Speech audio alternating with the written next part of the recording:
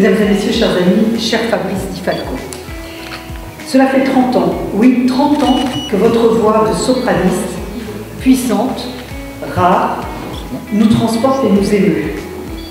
Aucune sorte de partition n'échappe à votre talent. De l'opéra au jazz, en passant par la pop, vous parvenez toujours à nous surprendre. Cette voix, elle est aussi celle qui a su ouvrir les portes de l'opéra à celles et ceux que les préjugés tenaient tellement éloignés de cette institution. Tous les jours, vous nous rappelez que l'art ne connaît pas de frontières. Vous nous rappelez aussi que la culture ne vaut d'être défendue qu'à condition d'être partagée par le plus grand nombre. Elle est le ciment de notre cohésion, un bien commun qui appartient à tous.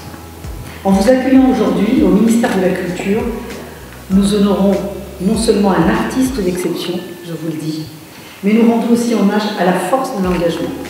Le destin a voulu que ce soit Barbara Hendricks elle-même qui découvre votre don en 1992 lors du festival organisé par Jean-Paul Césaire à Fort-de-France. Cet artiste, qui est votre idole, première femme de couleur que vous avez vue sur une scène d'opéra, vous encourage à poursuivre dans cette voie. En 1999, vous recevez le premier prix de chant du conservatoire. Dans la foulée, vous faites vos premiers pas sur la scène lyrique en incarnant le personnage de Néron dans cette œuvre magistrale du compositeur Monteverdi, Le couronnement de Poppée. C'est pour vous le début d'une grande carrière internationale, que ce soit devant la reine du Danemark ou devant moi. Vous chantez même devant une autre de vos idoles, Michael Jackson. Il est pour vous la preuve que la voix aiguë, la voix d'opéra, peut s'ouvrir à tous les genres, élargir son registre jusqu'à la pop.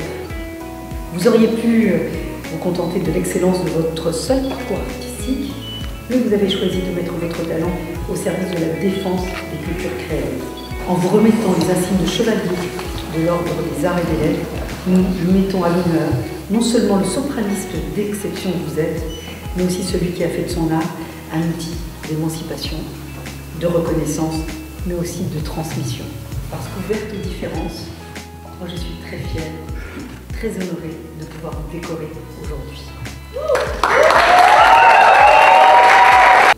Fabrice Di Falco, nous vous faisons chevalier dans l'ordre des arts et des lettres.